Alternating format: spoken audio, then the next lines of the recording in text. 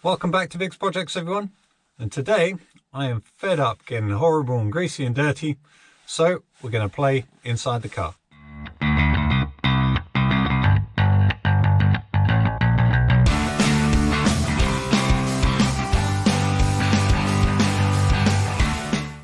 For those who haven't guessed already, in this episode we're going to start looking at the seats. Now, I did actually start filming this as one complete episode, but doing both the rear and the front, but I've decided to cut it into two because it was just getting a bit long. So in today's episode we're going to go back in time and have a look at when these seats arrived. Now our eBay specials have arrived. Let's see what we've bought. So these were supposed to be a matching pair. Well, at least I assume they were. Rip-free seats. So if we look at the base doesn't look too bad. I mean, yes, they're all very grubby, but actually the base looks in really good condition. If I look at the back, however, it is really frail. And we do actually have one rip here. It's starting to come apart here, but not too bad. And then in the corners here, it's really starting to look quite aged. Either way, I don't think we're actually going to know what we've got until we start cleaning these. So that's the first step, is to clean all this dirt and rubbish off to see what is the leather like underneath. So for our cleaning process, we need a cleaner, something to agitate the surface with, and you need to be really careful where the leather is quite delicate, and then something to clean up afterwards. It's going to take a while. So the trick here is to work small areas at a time, and then wipe off afterwards. So you agitate the dirt to get it to the surface and then wipe it off to clean it out. Now don't worry at this stage about getting all these nooks and crannies. We'll come in with a bristle brush a bit later to get all that out. At the minute I just want to get as much of the surface stuff off as I can.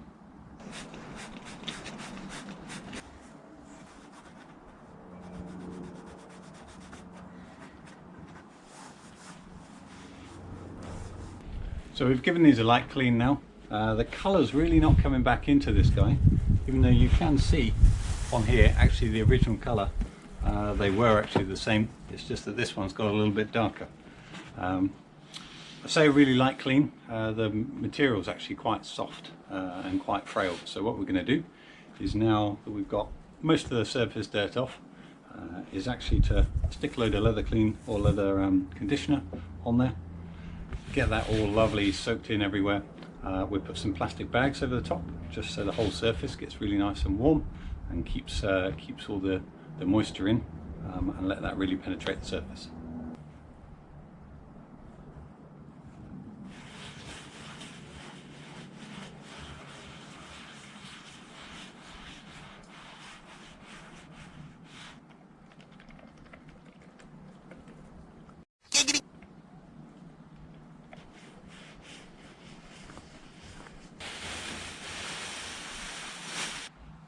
Well, you can see my half and half shot didn't go very well, because we've got one clean side and another clean side. You can still see there's quite a marked difference between the colours of these two. Maybe with a bit more cleaning over time it'll come out. Maybe you won't even notice it when it's in the car. But either way, this leather's starting to come up really nice. Also, when you're actually cleaning this up, you get to see just how they start to make these things, and where they've used materials to actually save cost. You think in cars now it's all down to cost engineering, but actually back in the 60s as well, Jaguar have cut some corners. So we can see on the sides here that they've used vinyl, also around these bits at the bottom, also within this armrest here. But for the main bits that you touch and interact with, that's all leather. Having done only half a job, it's time to finish the rest.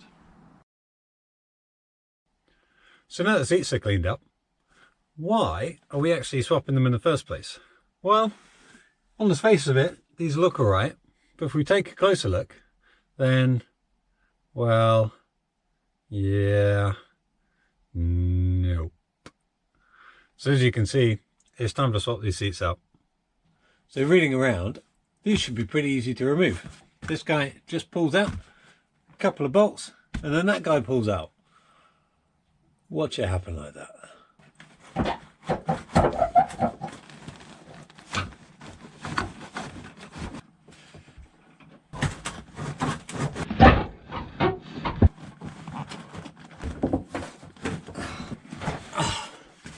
I think that's it. I think it was just the old foam was a little bit stuck to the floor.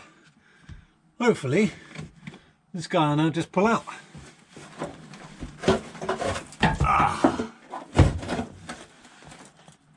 Ooh.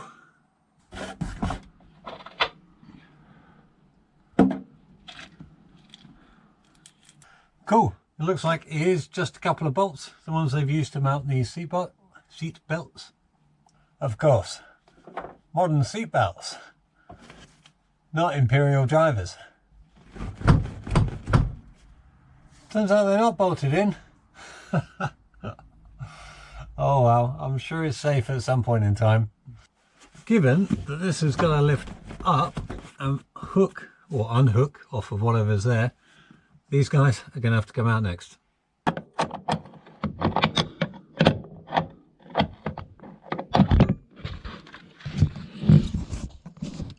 This is going to take a while.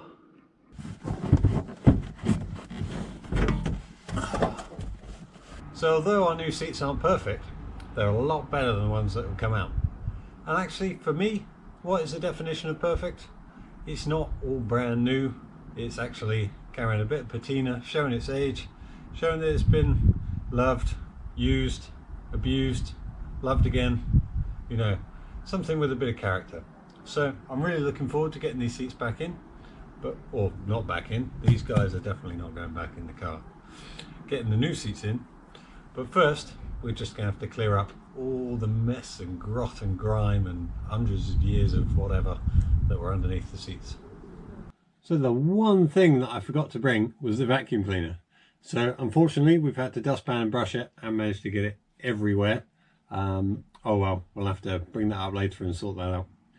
But before we just put these seats back in, what you'd normally expect to find in modern cars, and some old cars as well, is sound deadening. So if we listen to these panels, they reverberate quite a bit. So what you can get is stuff like this. You've probably seen it. It actually, the way it works is it actually just adds weight to these things. So it changes the frequency or dampens the energy rather that these things oscillate at. So there's some old material. I think it might be some sort of spray-on version of this maybe. I don't know. But in these areas there you can hear it's very different compared to up there where it's a bit more reverberating. There seems to be a small patch here as well. So this guy sounds different to that, if you can hear that. So we're going to stick a few of these around. We're not going to cover it top to bottom. It doesn't really need that. Actually, if you look in modern cars, they just stick these in strategic places. So we'll, yeah, we need to clean up these surfaces, ready to accept these guys.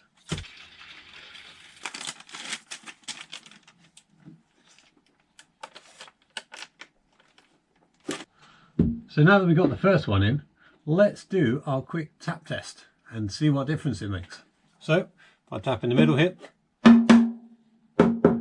quite a big difference. So if you think as you're driving down the road, these panels will be vibrating away as we're sitting on our lovely suspension. So clearly it won't be vibrating away, but it will. So hopefully this will actually make quite a bit of a difference to the sound in here. Yes, you can buy specialist kits with all the special tools, the rollers, the prodders and things like that. But actually, I find that you can just get your fingers in there and smooth it around all the contours quite easily. Or you could use the end of a screwdriver, something like that. The handle end, obviously, not the pointy end. Do, however, wear gloves because the edges of these guys are super sharp and you will slice your fingers quite easily, as I've already done.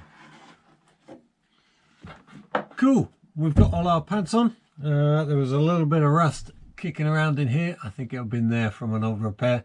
So that's just been treated. And So up here it's still a bit boomy, but it's quite a big difference. Hopefully we can check and have something from before. But yeah, hopefully you can tell that it's quite a big difference. Hopefully we'll see that on the road. Okay, stop mucking about. Let's get this one in.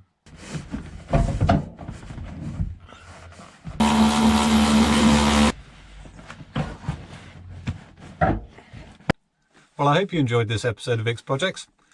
I know these old seats, they're so-so. Maybe some better ones will come up. Who knows? But they're a damn sight better than the last ones that were in here. So stay tuned for our next episode, where we're going to have a play with the front seats. And we've got a little trick up our sleeves for those ones.